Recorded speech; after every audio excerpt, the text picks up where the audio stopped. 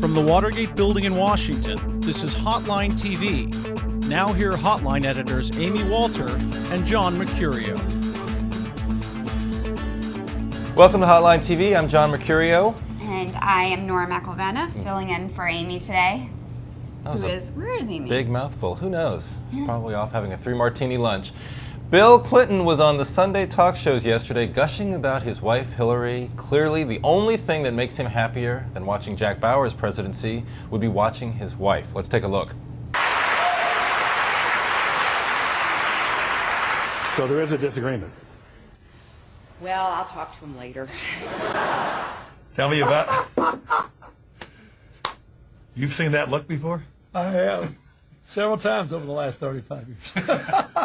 Tell me about... All right, John, if Meet the Press is any indication, You've seen that look before? Is the Clinton White House going to look like? The second Clinton White House. Part two. Clinton Yeah. 2.0. Yeah, you know, I think they're going to go through sort of an interesting transition because clearly you have a president who loves politics, who loves to be in the middle of the game, who is going to sort of naturally feel himself, much like he was when he made his guest appearance on Saturday Night Live this weekend. He's going to naturally feel himself sort of drawn towards the spotlight, drawn towards the Oval Office, and I think you're going to be also at the same time, if of course she's elected and if he is back in the White House, you're going to also see a hyper-partisan spotlight on this White House. So any sort of indication, any slight indication that he is anywhere near that Oval Office is going to be sort of magnified, maybe sort of over-amplified. And so there's going to be this sort of early, I think, drift on his part towards policy, towards politics, the politics of the White House. There'll be a reaction to that that'll take place sometime, you know, around late 2009.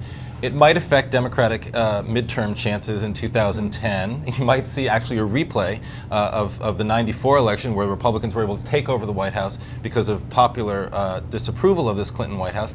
After that, I think you'd probably see Bill Clinton return to his role as sort of, you know, global initiatives, working on things like climate change. A lot of people saying that Chelsea will do that traditional First Lady role. She'll have the office. She'll host the state dinners, right, which I can see.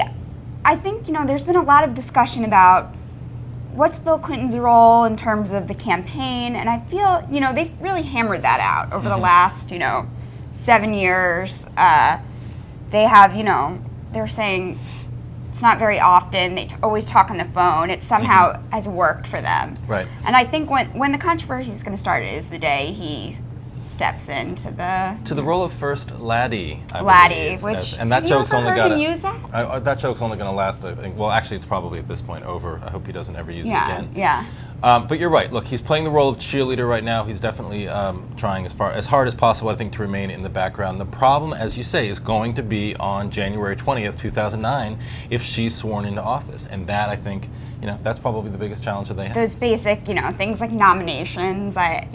I think that's going to be a throwdown, you know, right, his friends versus hers kind of. But I think that's the point that a lot of the Obama and anybody on the Democratic side who's anti-Hillary has been trying to make throughout this whole campaign, is that, look, we loved them back in the 90s.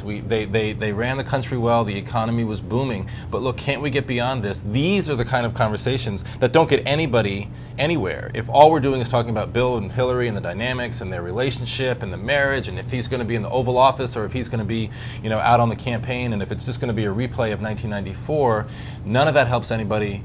Let's go with a new train. So I think that's for trashing the last 2 minutes of our conversation. I didn't do that. I was. By the way, everything we just said is totally irrelevant. And we're out of time. And I'm sorry. show. A big belly laugh coming on, but let's end while we can. We can cue the laugh track. Tell me about... And thanks for watching us on Hotline TV, as always.